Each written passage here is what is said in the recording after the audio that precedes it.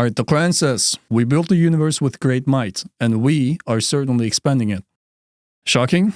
Well, there's more to explain. The verse claims that the universe is expanding, and that's correct. How do we know? Because of the redshift. No, I don't mean that. Rather, it's this guy with an L-shaped cigar in his mouth who will explain what it is. However, we're a halal-friendly channel, so let's remove the cigar from his mouth. MashaAllah, much better. This is Edwin Hubble. He, with his giant telescope, found out that there were other galaxies beyond our Milky Way. After his further examination, he also has discovered that these galaxies were looking reddish. Why is that? You may ask. The reason comes to how we see colors. For example, have you ever thought about how colors work and how we see them? You may be surprised to learn that objects do not possess color on their own. In fact, everything around us, including ourselves, is actually black. I don't know why I said this so dramatically, but hold on a minute. Before you all start using the N-word, I have to tell you, it's not simple as that. There's obviously more to it. And that is this guy, Isaac Newton, whom many of you know as the man chilling under a tree when the face struck and an apple fell on his head. That said, subhanallah, everything is clear now. Sometimes this is how the qadr of Allah works. You get IQ boost from an apple. Though don't try this at home. He discovered that white light is a mixture of all colors using glass triangle pyramid, also called prism. How that works is the white light coming from the sun arrives in a single line whoosh, and then inside whooshes apart. Then whoosh, it disperses even more. You know, sometimes you find a rainbow in your living room and get very excited over it. Basically the same idea.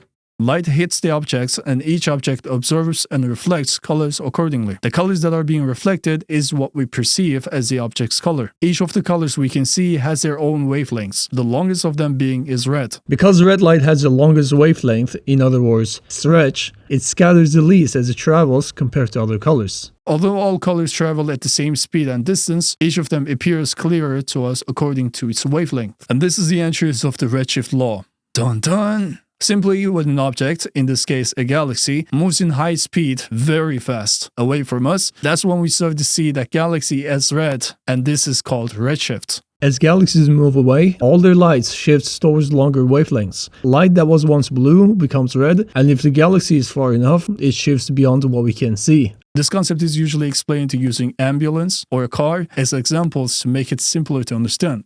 But I'll use a different test object. A baby.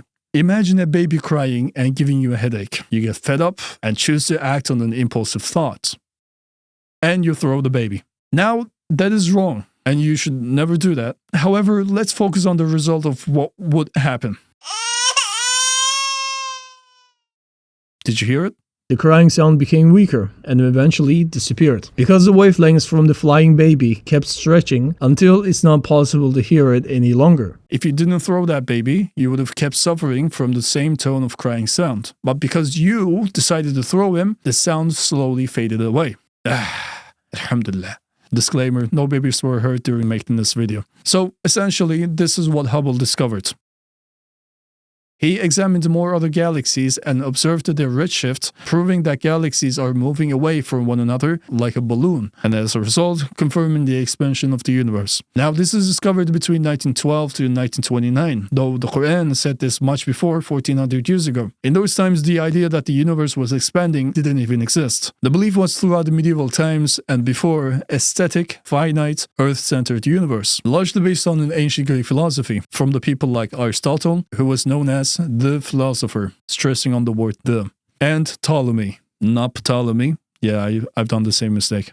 It's weird, man. A historically famous Roman mathematician with many other titles. So the idea of the universe expanding wasn't even within the frame of people's mind before the 1900s. Yet the Qur'an in the 7th century already spoke about the expansion of the universe. And yes, as-sama means heaven, referring to the universe, and lamusi'un, one who makes spacious or expander. The reason I'm saying this is because there's more to it, and in the next video, it's going to be explained in more detail with strong critics, inshallah. For now, this is one of many proofs that the Qur'an is from one and only God, Allah, and no way a man in the desert knew this.